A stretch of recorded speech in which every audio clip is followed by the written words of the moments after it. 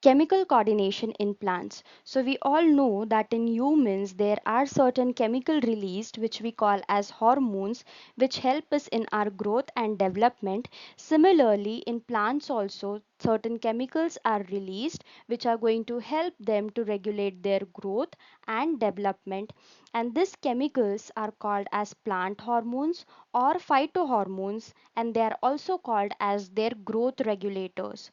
So this plant hormone is going to be an organic substance which is produced by plant, and it is going to move towards certain other plant part where it is going to influence a specific physiological process called as growth, and these chemicals are required in very small quantity or in a minute amount.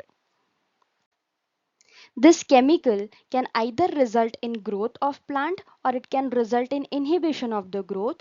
Hence, they function either as growth promoter or growth inhibitor. These phytohormones are of five types: auxin, gibberellin, cytokinin, ethylene, and abscisic acid. We'll be studying all these phytohormones one by one. The first one that we have is auxin.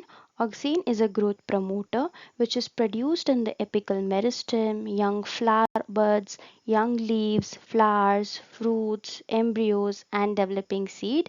This is the one which is going to promote cell growth and elongation in the apical meristem, but only of shoot, and it is going to not promote the cell elongation or cell growth in the case of root apex. They are going to be more concentrated at the shoot tip, and the most natural auxin that we have is IAA, which is indole 3 acetic acid, whereas a synthetic as well as natural auxin is going to be IBA, which is indole butyric acid. Let's take a look at various function of auxin. So auxin is going to perform a variety of function. The first one is growth by the cell elongation. So auxin is going to promote the growth of stem, root, and fruit. It exhibits a phenomena called as apical dominance. In apical dominance, it is going to promote the growth of apical bud by suppressing the growth of lateral bud. So the phenomena is called as apical dominance. The third one is increase the rate of respiration so that more energy is produced for the various processes that is going on. The fourth one is that it is going to prevent the premature fall of fruits, and not only fruit, it is also going to prevent the fall of leaves. The next one that we have is root induction. So auxin is used for inducing roots in the stem cuttings of woody stems like rose, and it is also useful in the phenomena of parthenocarpy, in which the fruit is developed without fertilization, so the fruit is not going to contain any seed. The last one is the flowering. So in the case of pineapple, auxin is going to promote flowering, but in the case of lettuce, it is going to delay the flowering. The next phytohormone that we have is gibberellin, and it is also a growth promoting hormone that is going to cause cell elongation. Till now we have isolated more than 100 gibberellins, and when we talk about the function of gibberellin, the first function is shoot elongation. So this gibberellin is going to act on the internode and elongate it, and it is also going to induce the stem elongation in plants like cabbage and sugar beet. The next function is leaf expansion. So gibberellin is also going to cause leaf expansion, or it is going to form elongated leaf in the case of plants like cabbage. Gibberellin is also responsible for breaking the seed dormancy and promoting the germination of the seed. It is also responsible for causing parthenocarpy in fruits like apple and pear, and it is going to increase the size of fruit when applied to it. It is also responsible for promoting the flowering in long day plants under unfavorable short day conditions. The next type of phytohormone that we have is cytokinin. The word cyto means cell and kinin means division. That means this type of plant hormone, cytokinin, is responsible for causing cell division in plant, and this cytokinin cytokinin and auxin is going to compete with each other.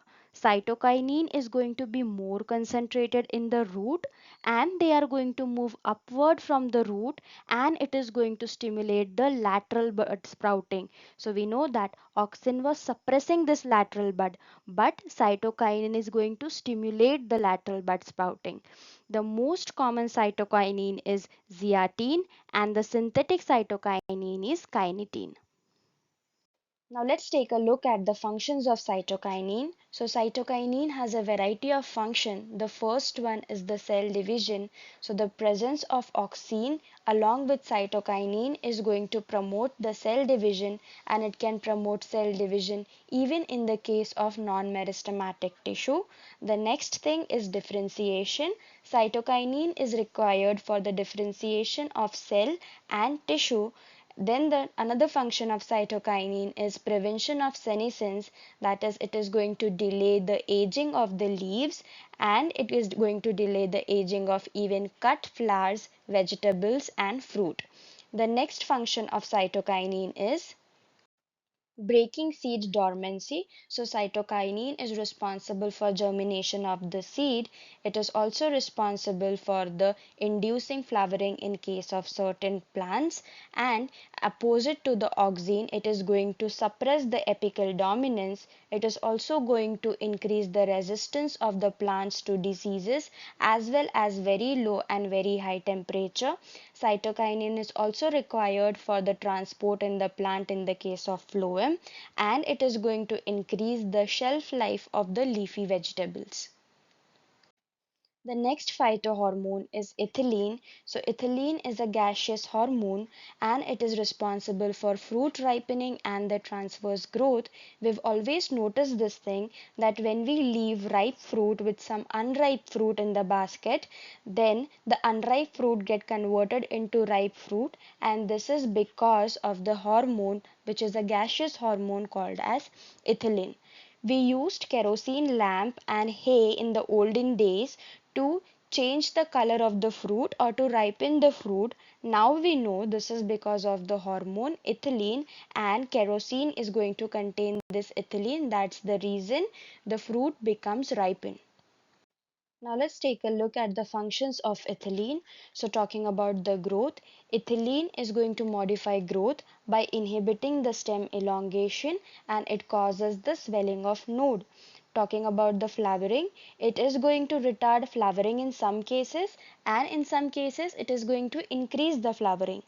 The main function of ethylene is the ripening of fruit, so it is going to promote the ripening of fleshy fruits like apple, banana and citrus fruits. The next one is the abscission. So ethylene is going to accelerate or increase the rate of abscission of leaves, flowers and fruits. The last type of phytohormone that we have is called as abscisic acid or ABA, and this is going to act as a growth inhibitor. It is going to retard or suppress the growth, and it is going to act as a stress hormone. It has been isolated from the several parts of the higher plant, including the dormant bud and seed. The main function of abscisic acid is to promote the dormancy, and many activities of ABA are reversed to the gibberellic acid and the cytokinin, and it may inhibit the synthesis of other growth hormone as well, and it will inhibit the RNA and protein synthesis also. Function of abscisic acid: since it is an inhibiting hormone, it is going to inhibit the growth and make the axillary buds dormant as soon as the winter approaches, and then it is going to induce dormancy in the case of buds and seed, and it is also going to cause the wilting and senescence of the leaves. It is going to cause abscission in the case of flowers and fruits, and ABA is also going to keep a check on transpiration by keeping the stomata close.